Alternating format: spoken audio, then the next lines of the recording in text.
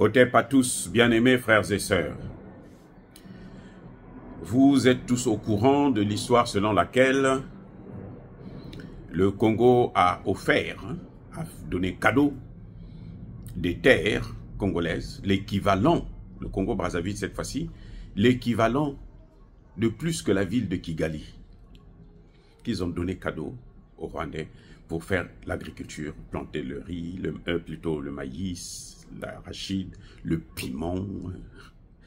C'est drôle. Alors, moi je voudrais m'adresser à la jeunesse congolaise. Je voudrais faire un petit cours d'histoire, un petit rappel à la jeunesse congolaise, les jeunes Congolais. Je dois leur dire ce qu'ils sentent, ce qu'est leur pays. Cheikh Anta Diop, le grand savant, le plus grand savant du XXe siècle, nous a dit, les enfants, munissez-vous de la connaissance jusqu'aux dents. Vous devrez connaître qui vous êtes, vous devrez connaître votre identité, vous devrez connaître ce que vos parents ont fait, ce que vos parents étaient. Sinon, vous êtes perdus. Un peuple qui ne connaît pas son histoire est un peuple perdu. C'est un peuple qui est appelé à disparaître. Donc, je voudrais que les Congolais, la jeunesse congolaise, nos enfants, mes petits frères et enfants, puissent connaître leur histoire à propos justement de cette affaire que vous êtes en train de voir là actuellement. Quand Cheikh Anta Diop le disait, nous on croyait que c'était peut-être, bon, il n'avait rien à dire parce que bon, comme il est un grand savant, donc il veut que tout le monde puisse être des savants comme lui. Non.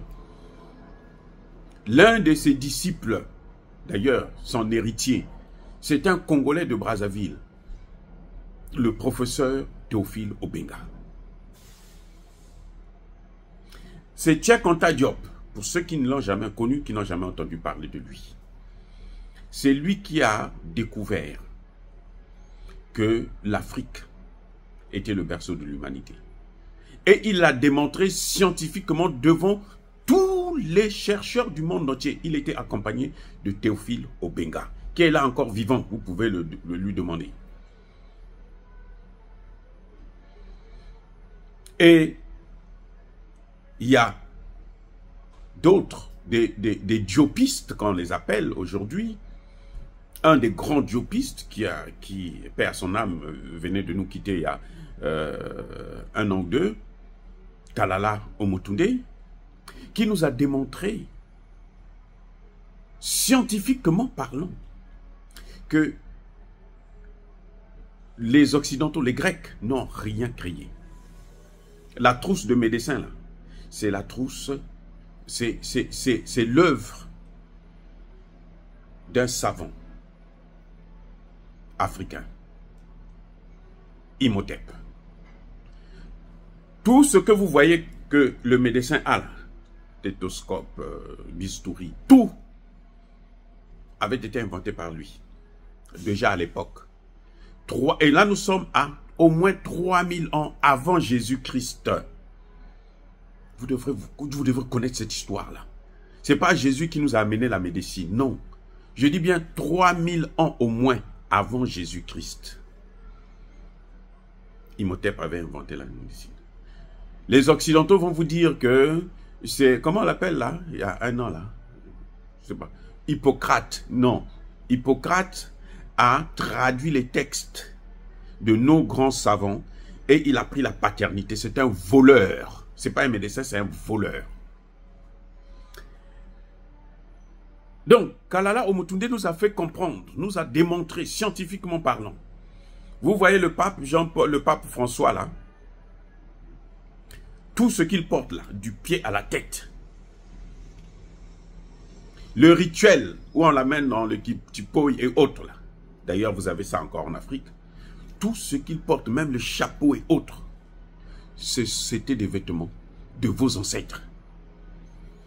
Africains, il faut vous connaître. pour ne pas marcher la tête basse, vous devez marcher la tête haute. Ne soyez pas complexés comme ces Rwandais qui pensent que, comme on leur a dit qu'eux, ils sont des leucodermes. Ils sont les blancs à peau noire. Il ne faut pas être complexé comme c'est l'idiotie qui fait ça. Ce n'est pas l'intelligence. Et vous devrez savoir. Maintenant, ça c'est pour vous montrer à quel point vous êtes la crème de ce monde. Et oui, vous êtes l'avenir de ce monde. Sans vous là, le monde là ne pourra rien. C'est vous qui avez vos ancêtres qui ont inventé l'écriture. L'écriture. Les premiers habitants des États-Unis, de l'Europe et autres, ce sont vos ancêtres. Et, vous voyez, quand on ne connaît pas l'histoire, quand on n'est pas intelligent, Nicolas Sarkozy, président de la France, vient à Dakar, à l'université Cheikh Anta Diop, comme pour tenter d'humilier le grand savant de l'époque, parce que ça les embête que Cheikh Anta Diop fait ses recherches. Même mort, on veut continuer à le persécuter. Il vient dire que l'Afrique n'est jamais rentrée dans l'histoire. Ça dit que c'est un malade. C'est un fou comme celui qui est là actuellement en France, Emmanuel Macron. Ce sont tous des fous. Quelqu'un qui a la tête normale ne peut pas dire ce que Nicolas Sarkozy est venu dire. C'était pour vous dire l'importance de connaître ce que vous êtes. Maintenant, particulièrement à la jeunesse du Congo-Brazzaville. Quand moi, qui vous parle, je grandissais, j'étais à l'école primaire encore. Il y a une quarantaine d'années de cela. Vous savez quoi? Il y avait une compagnie, une entreprise congolaise, une entreprise de l'État, une entreprise publique. J'ai oublié le nom, mais ça commençait par Office congolais, je ne sais pas, de café, cacao, arachide et toute la pacotille là. C'est cette entreprise congolaise qui venait acheter les produits que nous produisons sur l'ensemble du territoire congolais. On produisait quoi? Les arachides, le maïs, ce que les Rwandais veulent venir maintenant nous apprendre à faire. On produisait ça. Le café, le cacao. On avait tout ça. Je veux pour vous raconter pour une autre la petite histoire. La Côte d'Ivoire est un grand pays producteur de café et cacao. Les recherches ont été faites au Congo-Brazzaville. À l'époque, Pascal Lissouba était encore un grand chercheur, un homme de science. Houphouët-Boigny vient au Congo, il voit le projet, il dit, mais moi je suis intéressé par ce projet, il est venu la développer ce projet-là. Voilà ce que ça donne maintenant. Donc, jeunesse congolaise, ne vous prenez pas pour n'importe quoi. Maintenant, ces compagnies qui venaient acheter le pétrole, ces entreprises publiques qui venaient acheter nos matières, nos produits. Après la mort, après le coup d'État de Marien Ngouabi, et après Marien Ngouabi, petit à petit, on a vu comment ces entreprises étaient en train de disparaître. Et, eh bien, elles ont complètement disparu avec le président qui est là, Denis Sassou Nguesso. Ça, c'est l'histoire, ce sont des faits que vous devrez connaître. Donc, on ne vient pas vous dire que vous ne connaissez pas produire l'arachide, vous ne connaissez pas produire le maïs, qu'on ne vienne pas vous dire ça. Ma mère, à elle seule, pouvait vous produire au moins une cinquantaine, une trentaine de sacs d'arachide chaque année. Donc, quand l'entreprise publique a disparu, les gens ont commencé à abandonner le métier de l'agriculture. Parce que vous produisez, personne ne consomme. C'est maintenant que petit à petit, les gens sont en train de revenir là-dedans. Mais à l'époque, c'est ça ce qui s'était passé. Vous attendez l'entreprise qui vient acheter pour exporter, pour vendre à l'étranger, ou je ne sais pas. Ils ne viennent pas. Et petit à petit, on a commencé à faire la chute. Donc, nous dire que les Rwandais vont venir produire l'arachide, le maïs, les piments et autres, là, machin. Le piment, nous, on produit même pas ça en grande quantité. Le piment, vous prenez, quand vous lavez seulement le piment, la tomate, là, vous prenez, vous jetez comme ça pousse. Parce qu'on a une terre très, très, très fertile. Maintenant que les Rwandais viennent nous apprendre à planter ces choses-là, que les Rwandais viennent prendre nos terres pour planter ces choses, ce que nous pouvons faire, alors là, c'est autre chose. Vous avez un parlement, vous avez des députés, je ne sais pas à quoi ils servent, mais il faut que vous puissiez savoir que les Rwandais ne peuvent vous apprendre. Et ils n'ont rien à vous apprendre. Je veux vous dire encore sortir une autre révélation. C'est une Congolaise, je répète, une Congolaise de Brazzaville. Je veux essayer de chercher son nom. J'espère que je veux retrouver son nom. Qui travaille pour une ONG suisse installée à Paris. C'est elle qui a appris aux Rwandais comment préparer le sakasaka, comment manger le saka. C'est elle qui leur a appris. Elle était ingénieure. Elle leur a montré que le sakasaka, les feuilles de manioc, là, on peut les manger. On ne mange pas seulement la racine, on mange aussi la feuille. C'est une Congolaise de Brazzaville qui est allée apprendre ça au Rwanda. Et nous étions dans les années 90-92. Donc, ça dit que nous n'avons rien à envier du Rwanda. D'ailleurs, moi j'ai travaillé dans la région pour les Nations Unies. C'est un pays pauvre, des malheureux et des criminels génocidaires, parce que vous avez vu le génocide rwandais. Le monde entier connaît, la référence d'un Rwandais, c'est le génocide. Couper les têtes des gens avec des machettes. Ne soyez pas surpris qu'aujourd'hui, vous avez des bébés noirs au Congo. Quand vous côtoyez des tueurs, vous devenez aussi des tueurs. Donc, le jeune Congolais, la jeune Congolaise, doit savoir que le Rwandais ne peut rien vous apprendre. J'ai trouvé, bon, peut-être faire enlever le visa entre Congo et Congo-Rwanda, c'est à sens unique. Je conseillerais aucun Congolais à aller perdre son temps au Rwanda. Ils sont 16 millions d'habitants sur un territoire de à peine 21 000 km².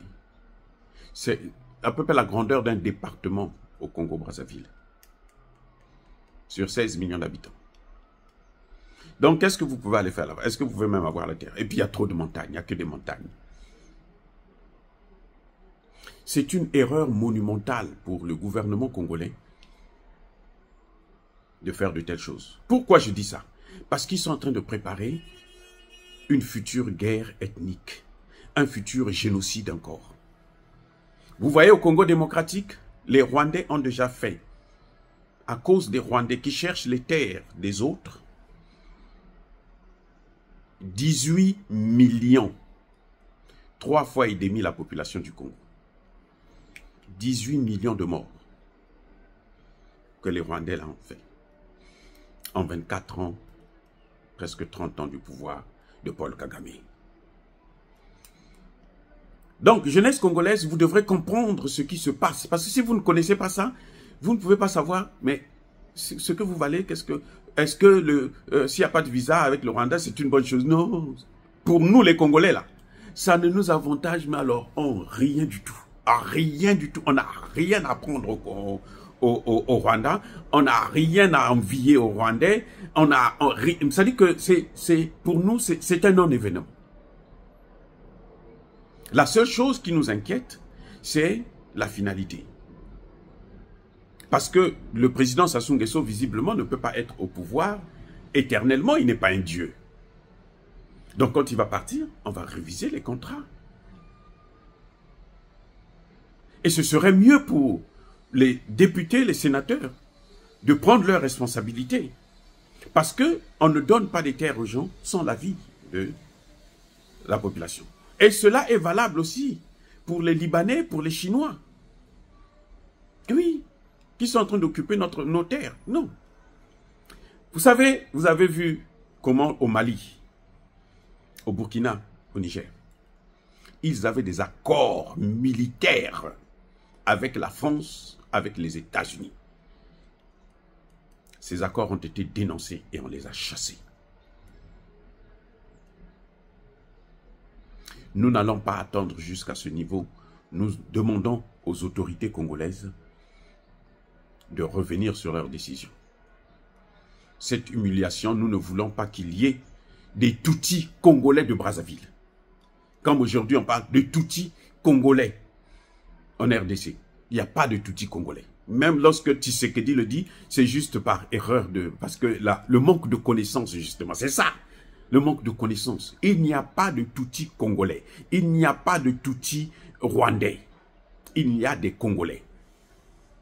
Que ce soit au Congo-Brazzaville, que ce soit au Congo-Kinshasa. Parce que le Congo, en fait, il faudrait bien connaître. Le Congo, celui qui s'écrit avec K, c'est le Congo-Brazzaville, le Congo-Kinshasa et le Congo-Angola.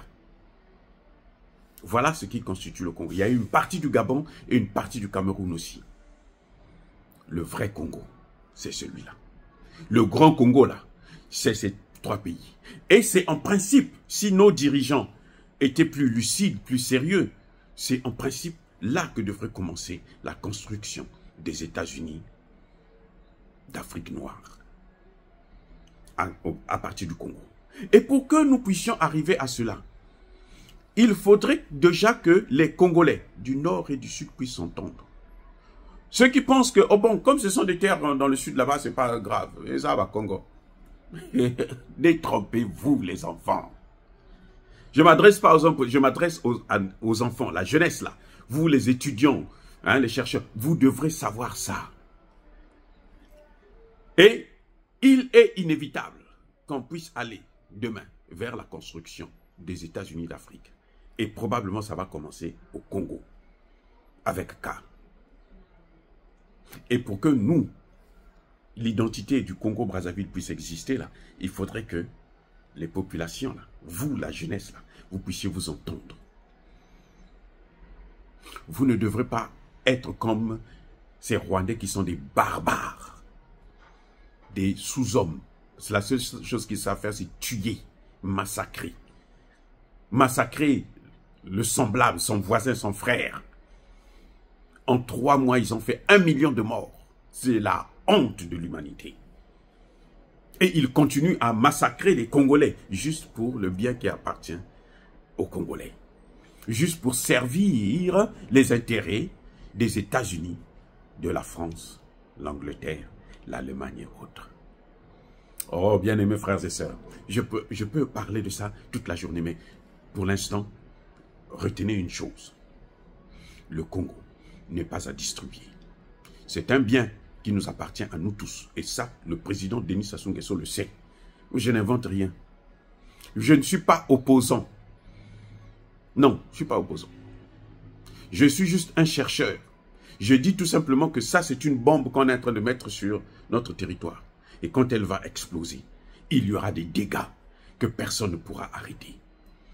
Et peut-être même que ceux qui auront posé cette bombe-là ne seront plus là. Dire cela, c'est inciter à la haine ou à la violence? Non. La connaissance. Tiens, quand ta Job l'a dit, je vous le rappelle encore une fois de plus. Armez-vous de la connaissance, de la science jusqu'aux dents. C'est pour ça que je vous donne une petite partie. Soyez bénis, abondamment bénis par le Dieu des Kémites et par nos ancêtres angélisés.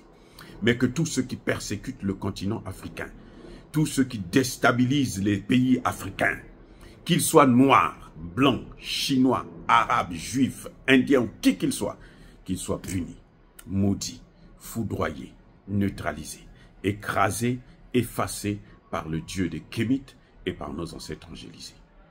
Vive l'Afrique éternelle. J'ai dit et j'assume.